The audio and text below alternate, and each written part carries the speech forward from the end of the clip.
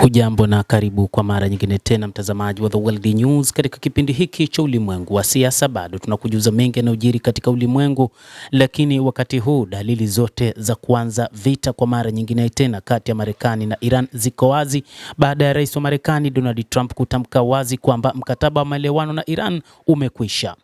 Rais wa Marekani Bwana Donald Trump amesema makubaliano ya muda kumaliza mzozo na Iran yamekwisha. Amenukuliwa akisema, "Nionavyo mimi yamekwisha." Trump alisema katika mkutano wa kilele wa NATO mjini Ankara alipohojiwa iwapo mapatano na Iran sasa yamekamilika. "Ni kupoteza muda tu kushughulika nao," Trump alisema, akimaanisha serikali ya Iran na kuita uongozi wa Tehran watu wagonjwa.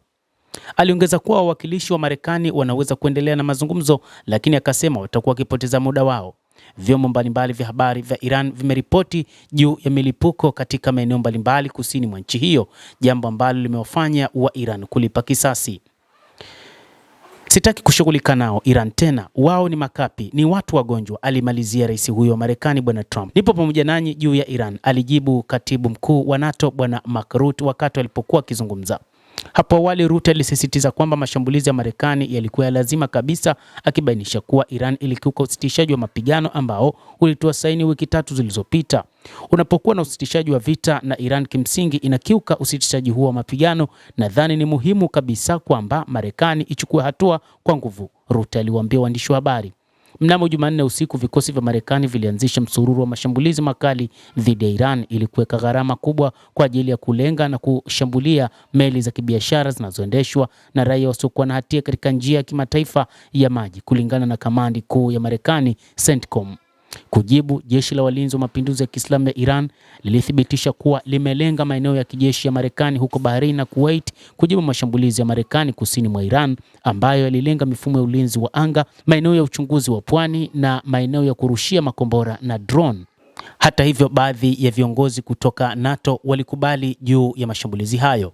Katika taarifa nyingine inaelezwa kwamba sasa Marekani inajipanga kwa ajili ya mapambano zaidi baada ya majibu ya Iran, ambapo karibia ngome zao 85 zimelengwa katika nchi ya Bahrain pamoja na Kuwait.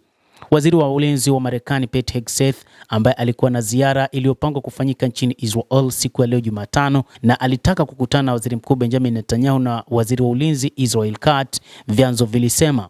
Hegseth, ambaye yuko mjini Ankara nchini Uturuki pamoja na rais wa Marekani Trump kwa ajili ya mkutano wa NATO, alitarajiwa kufanya ziara fupi, lakini kutokana na mashambulizi yaliyojibiwa na Iran, safari hiyo imesitishwa na kwamba sasa mipango ni kukaa kwa ajili ya kutathmini ni nini cha kufanya kutokana na mashambulizi hayo.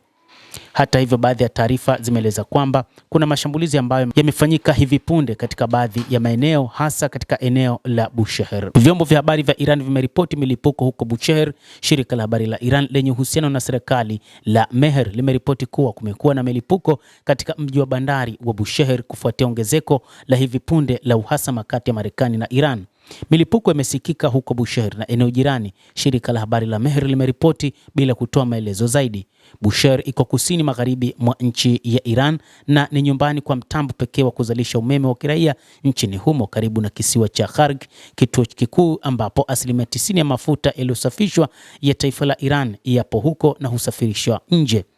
Endelea kutufuatilia, tutaendelea kukujuza ni nini ambacho kinajiri wakati huu baada ya rais wa Marekani Donald Trump kutamka wazi kwamba usitishaji wa mapigano kati ya Marekani na Iran umekwisha na ule mkataba ni kama vile umeshavunjika. Tusubiri ni nini ambacho kitaendelea wakati huu. Kupitia The World News tutakufahamisha kwa mapana. Mimi ni Adam Hussein. Endelea kuwa nasi wakati wote, endelea kutufuatilia ujue ni nini ambacho kinajiri katika ulimwengu.